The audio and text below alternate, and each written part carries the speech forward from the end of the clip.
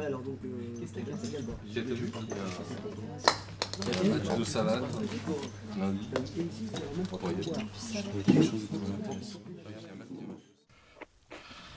Bon matin, c'est l'heure de la pause café. J'espère que vous en avez un bon. Figurez-vous que j'ai oublié le mien dans la cuisine. Alors je vais devoir m'en passer, mais je vous promets, j'irai le prendre juste après. Pour pause café ce matin, je vous invite à une belle rencontre. Une rencontre avec l'abbé Guy Pelletier, qui est vicaire à Grenby, qui est un de mes collègues dans l'équipe pastorale au sein de laquelle je travaille, comme vous savez. Je vous propose une rencontre à partir d'un texte qu'il a écrit récemment et qui est sur un site web dont je vous donnerai la référence tout à l'heure. Pendant l'entretien, si vous le souhaitez, vous êtes capable de m'envoyer des questions ou des réactions par le système de messagerie du Facebook associé à l'image que vous êtes en train de regarder. Fait que si vous avez des questions, des réactions, n'hésitez pas, envoyez-les-moi. Dans la mesure du possible, je les reprendrai, je les afficherai selon les possibilités. Donc, sentez-vous très à l'aise. On est là pour être en relation, en interaction avec vous. Alors, donnez-moi un instant et puis on va être avec Guy Pelletier.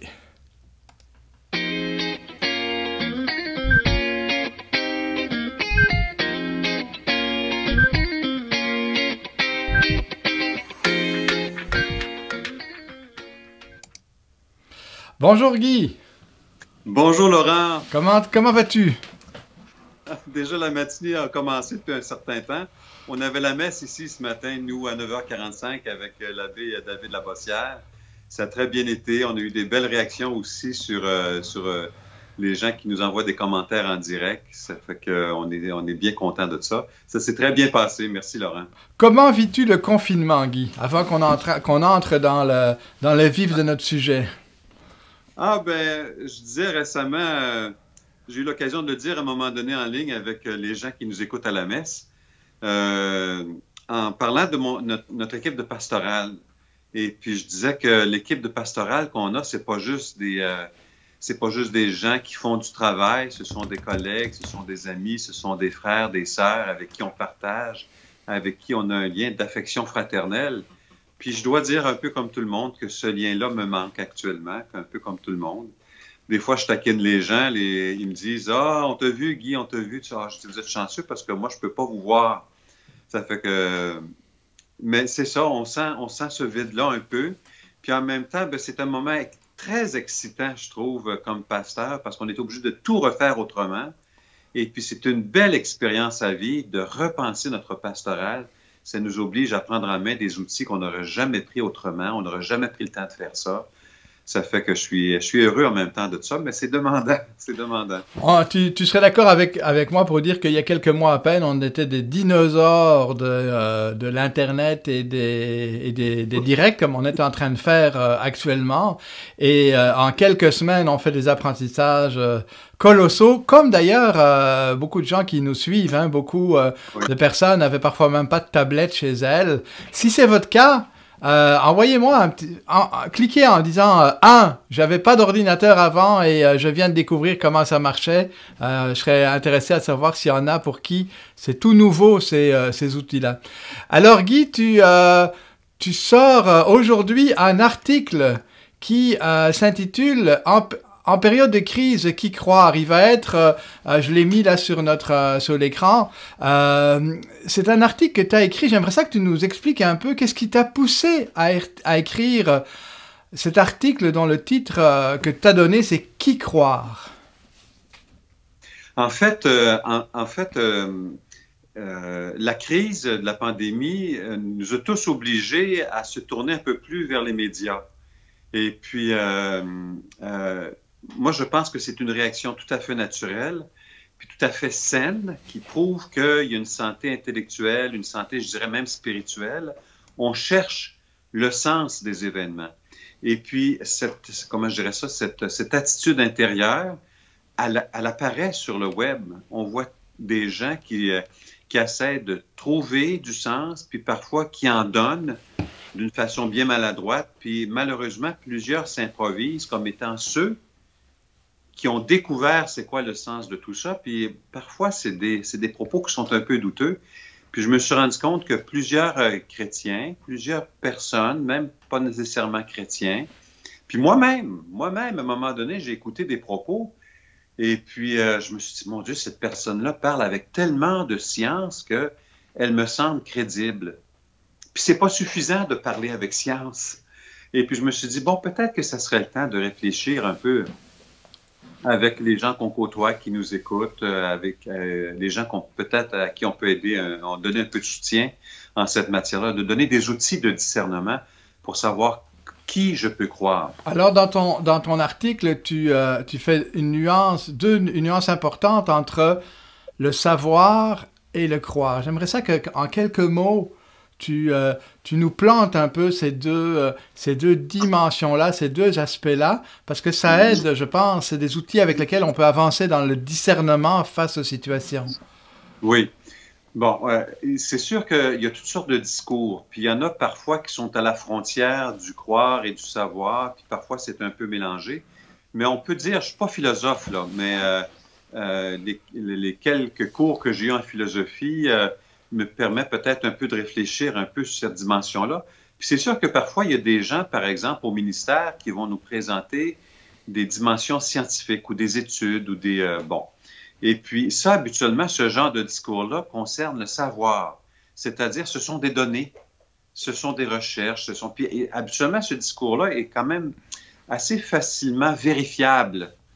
Et il est aussi recevable, particulièrement quand il est fait par des personnes autorisées. Mais encore, il y a quelques jours, j'ai reçu un discours de gens qui condamnaient la Chine aller-retour, puis qui nous expliquaient que l'hypothèse de ci, l'hypothèse de ça sur la Chine, et puis à la fin, il faisait une conclusion avec une certitude incroyable. J'ai dit, mon Dieu Seigneur, il part d'hypothèse, puis il s'en va vers une certitude incroyable. Alors, je me suis mis à vérifier les sources de cette personne-là. Elle n'a jamais nommé son nom. Elle n'a jamais donné ses sources.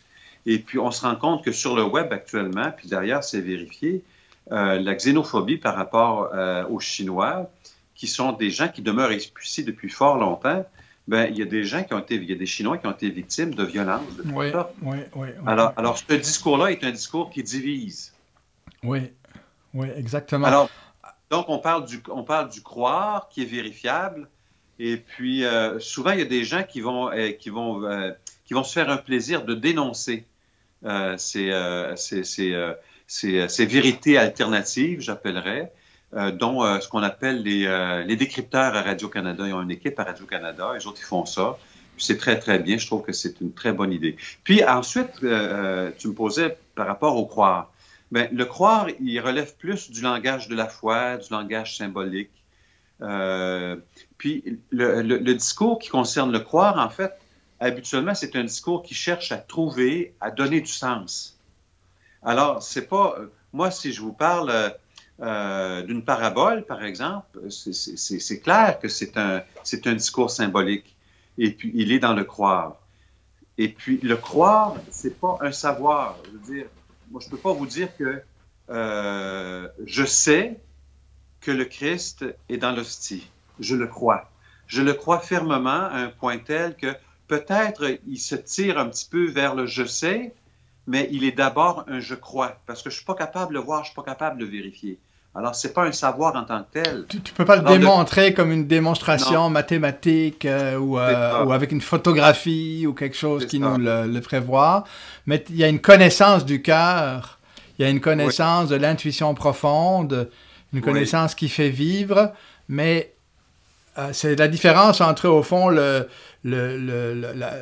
savoir vérifiable, objectif, et tout le domaine de la foi, de la confiance, du croire, qui met en route, mais qui est d'une autre dimension.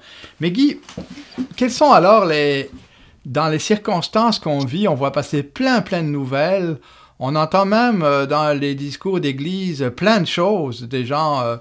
on peut voir sur Internet moi j'ai vu des célébrations où on nous parlait d'une fin du monde, ou à peu près les signes d'une fin du monde et des choses comme ça. Hein? Donc, c'est pas seulement à l'extérieur, c'est dans dans notre univers d'église aussi qu'on a ces discours-là. Guy, quels sont les ingrédients pour toi d'un bon discernement? C'est ta recette du bon discernement. C'est important, tu es responsable d'évocation dans le diocèse. Bon, d'abord, il ne faut pas tomber dans le piège des recettes, parce qu'il y a toujours un piège là-dedans. D'ailleurs, les lectures de ce matin sont extraordinaires à cet égard-là, parce que les lectures nous parlent d'une tradition qui appartenait au judaïsme, qui était de ne pas manger telle viande, puis parce que ça rendait impur. Puis là, le Christ, visiblement, s'adresse à Pierre dans cet évangile-là, puis lui dit, « Ben voyons donc, Pierre, comment pouvez-vous rendre impur ce que moi j'ai déclaré pur? Vous ne pouvez pas faire ça. » Puis on se rend compte qu'à l'époque où ces choses-là ont été faites, il y avait peut-être encore, comme aujourd'hui, une recherche de sens. Puis il y a eu un petit dérapage, puis tout ça, puis ça s'est gardé, ça s'est amplifié. Mais là, le Seigneur est venu rectifier ça. Puis Pierre dit, à un moment donné, il dit, « Qui étais-je, moi, pour empêcher l'action de Dieu? » Hein? Ça veut dire qu'on a vraiment à se poser la question, quand on reçoit un discours, d'où vient ce discours et qu'est-ce qu'il fait? Et comment se fait-il que Pierre est capable d'avoir un regard nouveau sur cette tradition qui appartenait au judaïsme? C'est parce que Pierre lit maintenant tous les événements à la lumière de la mort et la résurrection du Christ. Et il n'y a rien dans l'Évangile, je dis vraiment rien, qu'on ne peut lire sans l'éclairer de la mort et la résurrection du Christ. C'est ça qu'on appelle la tradition. La tradition, c'est pas « on a toujours fait comme ça », faut pas qu'on arrête de faire ça comme ça. C'est pas ça la tradition. La tradition, c'est on a une parole et cette parole-là, quand on la lit à la lumière de la mort et de la résurrection du Christ, on se rend compte qu'elle va toujours dans la même direction. C'est-à-dire, elle va vers la miséricorde, elle va vers la relation à Dieu, elle va vers la relation à nos frères. Puis une parole, moi, dans le texte que j'ai écrit, que si vous allez le voir, vous allez tout de suite, il y a un texte en particulier que je vais citer et dont je vais faire la critique, puis je vous invite à la faire avec moi. C'est celui ça a traversé le web, c'est un père qui parle à son fils, qu'il va envoyer sur la terre. Alors, on y reconnaît tout de suite le Père éternel qui envoie son fils. Sauf que, puis il y a des gens, des chrétiens là, qui m'envoyaient ça, ils ont dit « Wow, c'est touchant ça, Guy, ça fait réfléchir, puis tout ça. » Puis là, je ne veux pas partir à la chasse aux sorcières, là. Mais c'est sûr que c'est un langage symbolique. Sauf que le langage symbolique qui est employé dans ce discours du Père qui parle à son petit Corona, c'est un langage qui cherche à trouver du sens et qui donne un sens à la pandémie. Puis tu regardes ça, tu te dis, eh, mon Dieu Seigneur, c'est complètement à contresens du christianisme parce que ça détruit la relation entre les humains. Ça détruit la relation avec Dieu même. Je veux dire, il n'y a pas d'amour dans cette dimension-là. Le Père est rancunier, il envoie son Fils pour tuer sur la terre. C'est un virus, il dit, je vais te donner la forme du virus. Tu vas créer la peur. C'est tout le contraire de ce que le Christ nous a dit, puisque le Christ est venu faire. Alors, on voit deux choses. La tradition, qu'il faut comprendre, qu'il faut qu'elle soit lue à la lumière de la mort et de la résurrection du Christ. Je ne peux pas prendre une partie de l'Ancien Testament puis dire, oui, Dieu est vengeur. Non, non, non, on ne peut plus faire ça. Parce que la mort et la résurrection du Christ nous apprend que Dieu est miséricordieux. Il n'est pas vengeur. Et puis ensuite, il y a cette dimension-là. Est-ce que ce discours-là est un discours qui crée des relations? Relations avec mes frères, mes sœurs, que ce soit les Chinois, que ce soit n'importe qui, on ne peut pas briser la relation entre les humains, ni entre les peuples. Si ce discours-là fait ça, ce n'est pas un discours qui est recevable. Alors, ce que tu dis, Guy, est intéressant parce que ça nous rappelle, au fond, que le discernement, d'abord, ça nous rappelle qu'il faut prendre du temps avant de poser une conclusion ou un jugement ou une décision par rapport à des situations. Prendre le temps, prendre un recul. Oui, et oui. puis, des choses que tu dis également maintenant, de façon très claire, je ne fais pas ça tout seul non plus. C'est en Église, au fond. Quand je dis Église, c'est pas simplement par rapport à une autorité, hein, c'est dans le sens avec la communauté à laquelle j'appartiens, avec les pasteurs, avec mes frères et sœurs, et en étant un peu attentif, ouvert à des idées. Donc la tradition m'appelle à un certain recul et m'appelle à prendre un peu de temps et à discerner avec d'autres. Oui, absolument, absolument. Je pense que le partage là-dessus est intéressant. Puis j'ai l'impression que cette démarche de recherche du sens, souvent, nous fait glisser dans toutes sortes de croyances qui relèvent de la superstition. Souvent, moi, je m'amuse en disant, moi, il me demande mon signe astrologique, par exemple.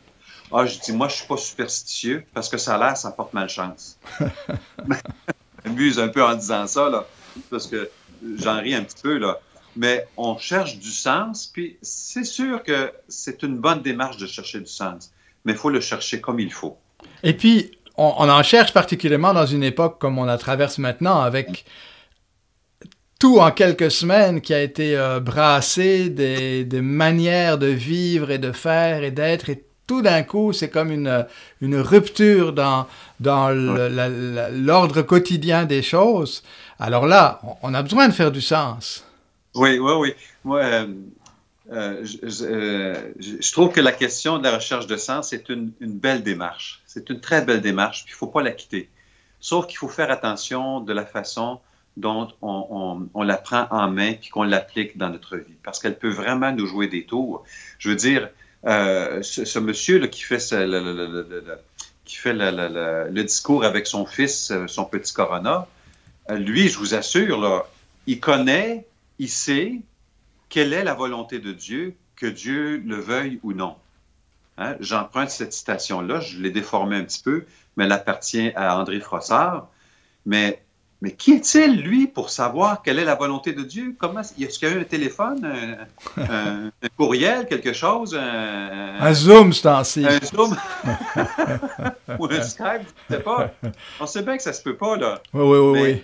Mais il se prétend connaître. Là. Puis, il faut dire que dans l'histoire, beaucoup de personnes, et particulièrement des dictateurs, ont attribué à Dieu leur propre volonté et ont créé beaucoup de tort, beaucoup de mal dans l'humanité en disant « Dieu le veut, je le sais, moi, j'ai l'autorité, je vais le dire, c'est Dieu le veut. » Ben oui, mais tout ce que lui pensait que Dieu voulait, c'était une brisure des relations internationales complète.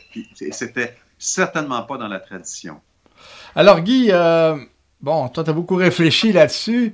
Alors peut-être, pour toi actuellement, comment tu comprends le sens de ce passage que nous vivons en Église et en société actuellement? Comment tu comprends ces événements? Comment tu les lis actuellement? Alors, Laurent, est-ce que tu es en train de me faire tomber dans le piège de donner tout de suite du sens à ce qui se passe? Ben, j'étais en train de tester ta théorie.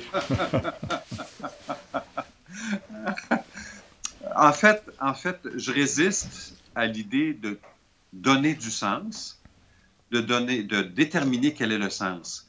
Mais une chose pour moi qui est primordiale, puis certainement, j'espère qu'il va rester dans ma démarche, c'est de continuer à chercher le sens. Récemment, Serge Pelletier a fait, sur ses capsules sur la Bible, a amené une image qui était très belle, je trouve. C'est celle du sculpteur. Et pour moi, quand le sculpteur arrive, il y a son bloc de bois. C'est arrivé que je ne sais pas si c'est Michel-Ange qui a dit ça, on lui a dit « Ah, monsieur, je ne sais pas comment il l'appelait, monsieur Michel-Ange, c'est extraordinaire l'œuvre que vous avez faite. » Ah, il dit « Non, il dit « J'ai pas de mérite. » Il dit « L'œuvre était déjà dans le bloc et je l'ai juste dégagée. » Bon, on voit bien qu'il fait de la poésie parce qu'on sait que ça prend du talent pour faire ça. On aurait mis quelqu'un d'autre pour dégager l'œuvre qui était là, puis c'est pas la même qui aurait été dégagée. Mais en fait, l'image que je vais vous proposer, c'est celle du bloc à sculpter, qu'il soit de bois, qu'il soit de granit. Et puis, le bloc en question, c'est l'événement qui se passe aujourd'hui. Alors, comment allons-nous trouver le sens? Comment allons-nous trouver l'œuvre qui est à l'intérieur de ce bloc? C'est en y travaillant comme un artiste, à dégager, à faire surgir le sens de ce bloc, sous le regard bienveillant de Dieu, en laissant le maître sculpteur, c'est-à-dire Dieu, guider notre main, puis tranquillement, le sens va émerger. Puis c'est clair, on demande qu'est-ce qui s'est passé, qu'est-ce que tu as compris dans cette pandémie, qu'est-ce qui s'est passé pour toi. On pose la question à 2, 3, 4 personnes. Il peut y avoir des choses qui se recoupent, mais c'est différent à chaque fois. C'est-à-dire que Dieu, effectivement, nous accompagne dans cet événement. Je ne peux pas dire pourquoi on souffre dans cet événement. Je ne suis pas capable de le dire. Personne ne peut vraiment le dire. Mais ce qu'on est sûr, c'est que Dieu est là, il nous accompagne, puis il va nous aider à en tirer le meilleur, à condition, évidemment, qu'on lui fasse confiance, puis on le laisse guider notre main sur cette œuvre. Et puis le sens, on va le trouver avec lui. Et ça nous confronte toujours à cette question, hein, quand on est face au mal, face à la mort, face à la violence, face à des choses qui nous atteignent en profondeur. C'est très humain, on a ce réflexe de dire comment Dieu a-t-il pu laisser faire ça? Ou comment Dieu peut me frapper comme ça? Alors, on a entendu, est-ce que c'est Dieu qui a voulu la pandémie? C'est des choses qu'on a entendues. Puis, oui. Hein, on entend. Et je pense toujours à ces personnes qui m'ont bien fait saisir un jour que dans le malheur, Dieu ne se tient pas du côté de la cause, mais il se tient à côté de toi pour souffrir avec toi et t'aider à traverser et te soutenir de toute sa présence, de toute sa tendresse. Alors ça, c'est l'espérance chrétienne, c'est au cœur de notre espérance. C'est une fausse question de se demander, est-ce que Dieu a voulu mon malheur? Hein? Es-tu d'accord avec moi? Ah oui, non. Mais c'est un réflexe qui est normal. Hein. Quand on est dans la douleur, on est dans l'émotion, on est submergé. Et puis, on tente, alors qu'on est submergé par la douleur, alors que notre regard n'a pas d'horizon du tout, on est dans l'événement, là. On cherche à trouver le sens. Alors, comment peut-on trouver le sens en vérité quand on est collé sur l'événement et quand on est submergé par la souffrance, par la douleur, par l'émotion de tout ça? C'est pas faisable. C'est pas raisonnable de penser ça. Et puis, moi, je pense que comme tu dis, c'est magnifique ce que tu dis, Laurent, la question de la tendresse de Dieu qui est là, qui nous accompagne, qui est là à tout moment. Ça, moi, ma foi, mon croire me dit que, puis mon expérience de ma relation avec le Christ me dit qu'il est là à tout moment. Je l'ai vu de mes yeux, je l'ai vu, et pourtant, je ne l'ai pas vu d'une façon scientifique, je l'ai vu avec les yeux de la foi, quand j'ai accompagné des gens, puis que j'ai vu la main pleine de tendresse de Dieu accompagner les personnes, se déposer sur l'épaule d'une personne, et puis se déposer sur son cœur, lui dire « La paix soit avec toi, je suis là, ne crains pas ». Alors c'est ça la véritable relation à Dieu. Alors, on va souhaiter à ceux et celles qui regardent en direct ou qui regarderont dans la journée plus tard ou demain ou après-demain cet échange, Guy, on va leur souhaiter d'avoir cette sagesse d'attendre avant de sauter aux conclusions, cette sagesse du discernement et cette confiance humble de croire que Dieu est proche d'eux, que Dieu marche avec eux, ou qu'ils se situent dans leur foi, ou qu'ils se situent dans cette souffrance. J'affiche en ce moment l'adresse de la page web où on peut trouver l'article que tu as, la réflexion que tu as commise ces jours-ci. Elle est donc sur le site église-catholique-de-Grenby.org, c'est le site des paroisses de la ville de Grenby et de sa région. Merci Guy Pelletier, donc vicaire à Grenby, pour cette entrevue. Si vous avez des questions, des réactions, vous n'hésitez pas. Vous nous les ferez parvenir. On a ici Sonia Paquet qui nous dit « Oui, il nous faut traverser comme Israël a traversé le désert dans la mer Rouge. » Vous voyez, donc on a des réactions ici de gens qui suivent ça. Transmettez-les-nous. Transmettez-nous aussi vos demandes de prière. Je vous ai dit ce matin, on est là pour ça, on est là pour se soutenir les uns les autres. Donc, si vous avez des demandes très spécifiques, faites-les nous parvenir à la rédaction de Zéphyr et on les partagera avec des priants et on vous les partagera pour que la communauté se soutienne mutuellement. Alors, merci Guy, bonne journée. Et puis, ben, sur Zéphyr, 11h30, 13h30, la prière avec les moines, 13h, parole de vie, puis 19h, le pain de la parole avec Serge Pelletier. Bonne journée à chacun. Au revoir. Bonne journée. Au revoir.